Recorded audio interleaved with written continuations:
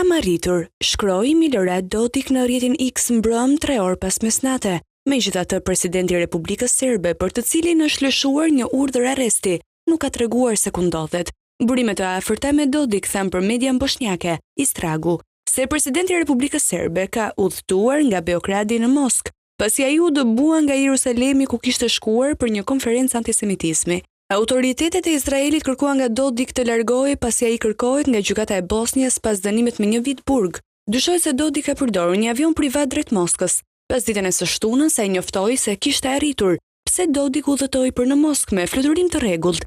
3 ditë më parë gjykata e Bosnjës urdhëroi lëshimin e një urdhër arresti ndërkombëtar për Dodik. Në momentin e publikimit, sekretari i përgjithshëm i Interpolit ende nuk e kishte miratuar lëshimin e fletë arrestit dhe vendimi përfundimtar duhet të merret në ditët në vijim. Listën e pasagjerëve e din vetëm Rusia dhe Serbia, përkatësisht shtetet prej nga ngrihet dhe ulet avioni. Udhëtimi me një fluturim të rregullt pothuajse i garanton Dodik një kthim në Beograd, edhe nëse Interpoli miraton më pas një urdhër arresti.